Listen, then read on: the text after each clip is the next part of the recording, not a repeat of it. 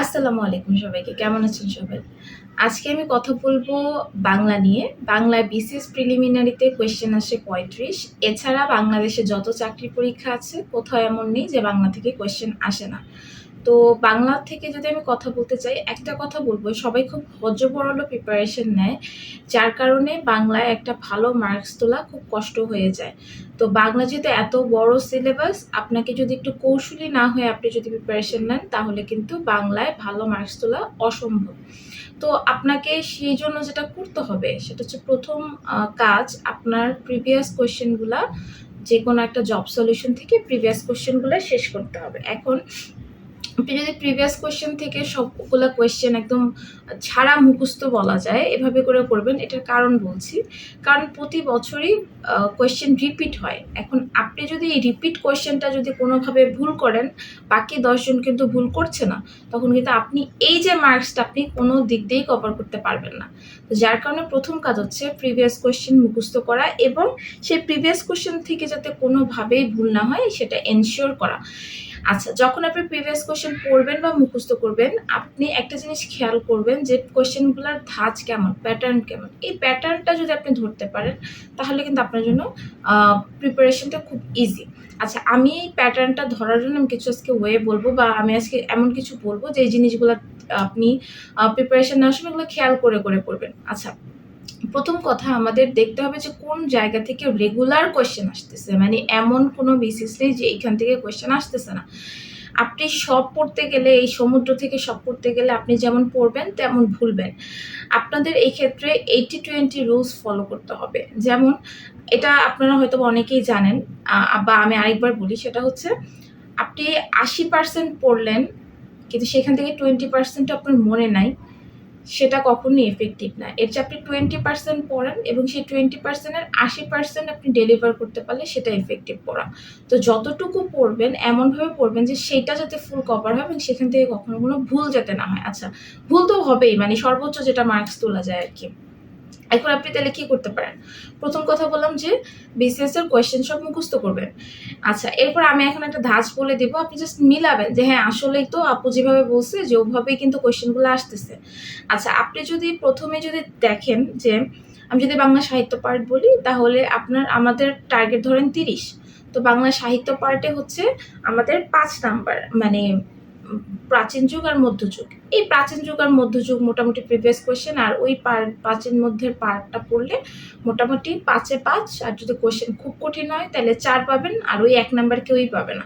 মানে এমন কোয়েশ্চেন যেটা আসলে আগে কখনো আসে নাই, কেউ দেখে নাই, ওগুলা কিন্তু কেউ পারবে না। তো এই জায়গা থেকে যে কোয়েশ্চেনগুলো আসবে এগুলো এনশিওর করতে হবে। আচ্ছা, এবার আসে আধুনিক যুগ, যেটা মেইন জায়গা। এই আধুনিক যুগ হচ্ছে মহাসমুদ্র, এখান থেকে সব পড়া যাবে না।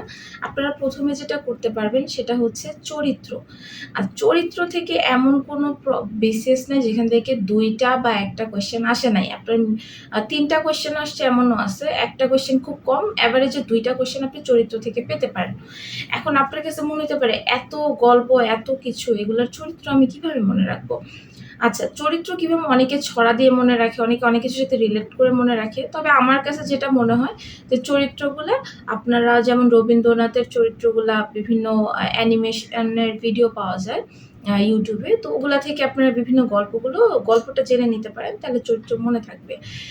এছাড়া আপনারা মানে যেকোনো কাহিনীর ছোট, ছোট করে কাহিনী যদি একটু মনে রাখেন, চরিত্রগুলা মনে রাখতে ইজি হবে। এখন কোন ওয়েতে পড়বেন, কিভাবে পড়বেন, এটার দায়িত্ব আসলে আপনার। হ্যাঁ, তো কিন্তু আমি যেটা বললাম যে চরিত্র থেকে ২টা কোয়েশ্চেন আসে। এরপরে যদি বলি ছদ্মনাম, উপাধি। কোন কবির ছদ্মনাম কি, উপাধি কি, এগুলা হচ্ছে যেকোনো ডাইজেস্ট বলেন, বই বলেন, পিছনে লিস্ট থাকে বা সামনে লিস্ট থাকে পুরা। তো ছদ্মনাম, উপাধি এগুলা পড়ে ফেলবেন, চরিত্রগুলা পড়ে ফেলবেন। আচ্ছা, এরপরে যদি আমি বলি, আগেকারে আগে বেশিরভাগ হচ্ছে পত্রিকা থেকে অ্যাটলিস্ট একটা কোয়েশ্চেন হতো। এখন ইদানিং ২-৩টা বিসিএস এর পত্রিকা অত গুরুত্ব দিচ্ছে না, আসতেছে না। তো আপনারা চাইলে পত্রিকার যে কোন পত্রিকার সম্পাদককে এগুলা দেখে রাখতে পারেন। আচ্ছা, এরপরে আসি হচ্ছে ভাষা আন্দোলন এবং মুক্তিযুদ্ধ। এই ভাষা আন্দোলন এবং মুক্তিযুদ্ধ রিলেটেড যে বইগুলা আছে, কোনটা উপন্যাস, কোনটা নাটক, এগুলা আসবে না এমন কোনো বিসিএস নাই, এমন কোনো চাকরির পরীক্ষাও নেই। এছাড়া দেশভাগ, তারপর হচ্ছে আপনার তেভাগা আন্দোলন, মানে এগুলার যেই পটভূমিতে রচিত বিভিন্ন গ্রন্থগুলো এগুলাও আসে।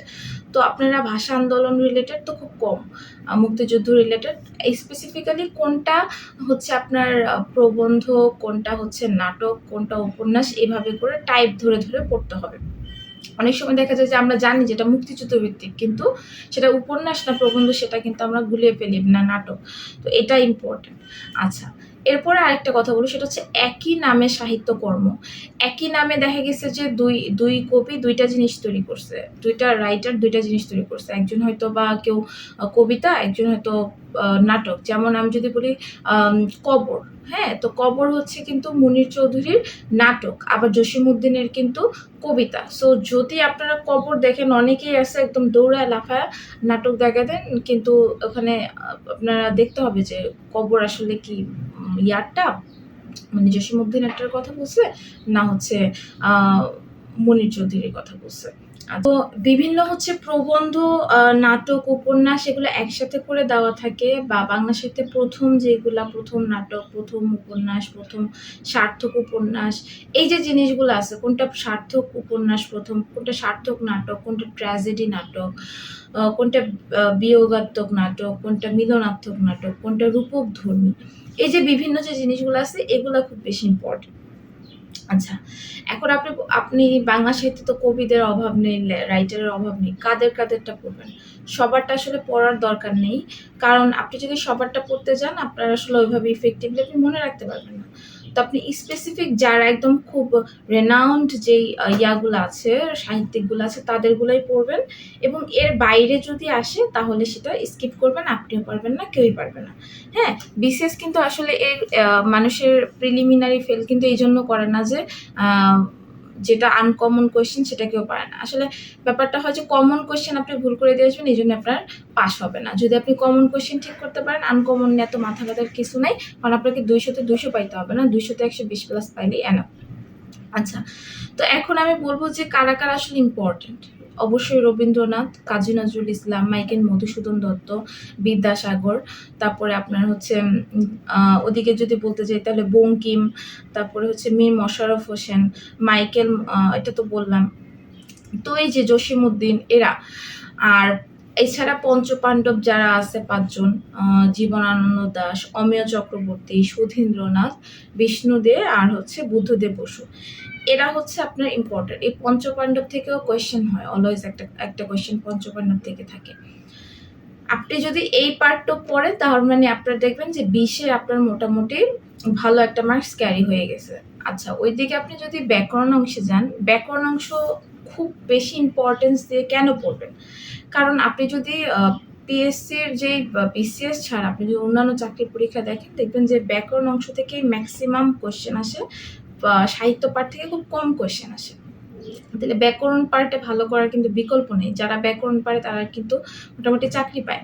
তো এই যে ব্যাকরণের যে পার্টটা সেটা আপনারা দেখেন, যেমন সমাস, কারক বিভক্তি, এই যে জিনিসগুলো আছে এগুলো আপনাদেরকে বেসিক ক্লিয়ার করে করে পড়তে হবে। কারো যদি বেসিকে সমস্যা থাকে, হয়তো অনেক ইউটিউব চ্যানেল আছে যেখানে হয়তো ভালো করে ক্লাস নেওয়া আছে, সেখান থেকে আপনারা ক্লাসগুলো করে জিনিসটা কিন্তু আয়ত্ত আনতে পারেন, কিন্তু আয়ত্ত আপনাকে আনতে হবে।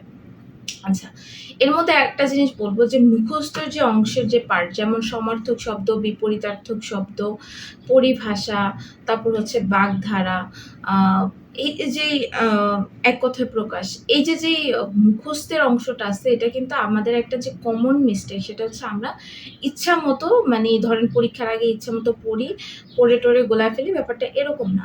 আপনি যদি এখন থেকে আপনি প্রতিদিন যদি হচ্ছে আচ্ছা আজকে 10টা বাগধারা পড়বো, 10টা এক কথায় পড়বো, 10টা সমার্থক শব্দ পড়বো, 10টা বিপরীতার্থক, 10টা পরিভাষা, এভাবে করে যদি আপনি 5টা টাইপ থেকে 5টা মুখস্থ টাইপ থেকে 50টা পড়েন, এভাবে যদি আপনি প্রত্যেকদিন যান, আপনার কিন্তু 1 মাস 1.5 মাসের বেশি লাগবে না।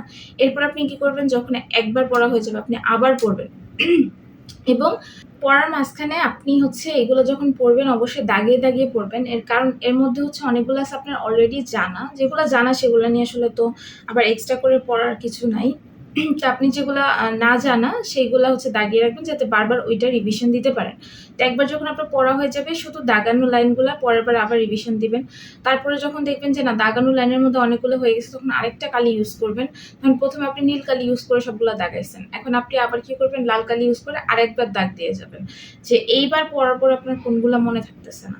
এরপরে আপনি কিন্তু থার্ড টাইম যখন রিভিশন দেবেন আপনি শুধু সেই লাল কালিগুলো এভাবে করে আপনার রিভিশনের জিনিসটা ফিল্টারিং হবে। আপনাকে পড়ার মধ্যে ফিল্টারিংটা আনতে হবে। আপনি ধরেন একবার যখন আপনি ইনফরমেশন পড়ে যাবেন সেই ইনফরমেশনগুলো তো আপনাকে সব ইনফরমেশন আপনাকে বারবার পড়তে হবে না। এমন ইনফরমেশন আছে যেগুলো আপনি জানেন, সেগুলো আপনি কেন পড়বেন?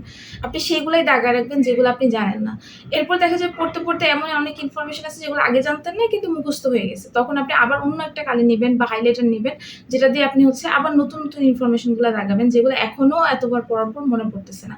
এভাবে করে আপনি যদি বইটাকে কমায় আনতে পারেন আপনার রিভিশন প্রসেসটা কিন্তু পরবর্তীতে অনেক অল্প টাইমের মধ্যে হবে। অনেকে বলে যে আমি অল্প টাইমের মধ্যে রিভিশন দিতে পারি না। কেন পারেন না জানেন? কারণ আপনার বইটা এরকম ফিল্টারিং করা নেই। আপনার বইটা যখন আপনি প্রথমবার পড়বেন তখন আপনি সুন্দর মতো একবার করে দাগ দিয়ে যাবেন কোন লাইনগুলো যেগুলো আপনার কাছে মনে হচ্ছে যে না এগুলো আমি পারি না বা এগুলো আমার মনে থাকবে না। ওকে, 2-3 বার যখন আপনার বইটা রিভিশন হয়ে যাবে তখন কিন্তু এমন অনেক ইনফরমেশন এই দাগানো লাইনের মধ্যে হয়ে যাবে যে ইনফরমেশনগুলো আপনি অলরেডি পারেন। তখন আপনি কি করবেন আরেকটা কালি বা আরেকটা হাইলাইটার এমন কিছু নিবেন যেটা আপনি বুঝেন, সেটা দিয়ে আপনি আবার এখন যেগুলা পারেন না সেগুলা দাগাবেন। এরপরে আপনি যখন আরো 2-3 বার পড়বেন এই না পারের মধ্যেও আবার অনেকগুলো আসবে যেগুলো পারেন, এরপরে আবার কিছু আসবে যেগুলো পারেন না, সেগুলো হয়তো অন্য একটা কালারের হাইলাইট করবেন। তো এভাবে করে যদি করেন লাস্টে যখন আপনার পরীক্ষার 1-2 দিন বাকি থাকবে শুধুমাত্র সেই হাইলাইটের কালিগুলো যেগুলো হচ্ছে আপনি একদম লাস্ট মোমেন্টে দাগাইছেন, যেগুলো আপনি একদমই মনে থাকে না পারেন না সেগুলা, তাহলে কিন্তু আপনার ব্রেনে অটোমেটিক ইনফরমেশনগুলো স্টেপ বাই স্টেপ বসে যাবে। তো এভাবে যদি আপনারা করেন ব্যাকরণ অংশটা পড়ে তারপর হচ্ছে আপনি মুখস্থের পার্টটা যদি প্রতিদিন অল্প অল্প করে পড়েন তাহলে কিন্তু আপনার মোটামুটি ভালো একটা প্রিপারেশন হবে। আরেকটা কথা বলি, অনেকে দেখা যায় যে পরীক্ষার যখনই সার্কুলার দেয় পড়ার জন্য পাগল হয়ে যায়, 2-3 মাস 4 মাস টানা পড়ে। আমার কাছে মনে হয় এটার চেয়ে আপনি যদি সারা বছর যদি 4 ঘন্টা 5 ঘন্টা করেও প্রতিদিন পড়তে পারেন মনোযোগ দিয়ে, অবশ্যই সেটা আরো অনেক বেশি এফেক্টিভ। ওই পরীক্ষার আগে দৌড়াদৌড়ি করে লাফালাফি করে 3 মাস 2 মাস পড়লাম একদম না খায়, খাওয়া দাওয়া সব বাদ, খালি পড়ালেখাই করলাম, এভাবে করে আসলে হয় না। আচ্ছা, আর অনেকের হয়, ম্যাক্সিমামেরই হয় না। তো এই জন্য আপনারা একটু চেষ্টা করবেন প্রতিদিন রেগুলারিটি মেনটেন করে পড়তে, এবং যখন পড়াশোনা করবেন ফোন টোন যা আছে ডিভাইস সব দূরে রেখে আপনি যদি 5 ঘন্টাও পড়েন সে 5 ঘন্টা যাতে ইফেক্টিভ পড়াশোনা হয়। মানে আপনি যে একটু মোবাইল চালালেন একটু পড়ালেখা করলেন এভাবে না, আপনি সব কিছু মোবাইল দরকার অফ করলেন, এই 5 ঘন্টা আমি মোবাইলটা অফ করে আমি পড়াশোনা করবো। আপনার 10 ঘন্টা পড়ার দরকার নেই, 5 ঘন্টাই পড়েন কিন্তু এফেক্টিভলি পড়েন। তো সবাই ভালো থাকবেন, সুস্থ থাকবেন, আল্লাহ হাফিজ।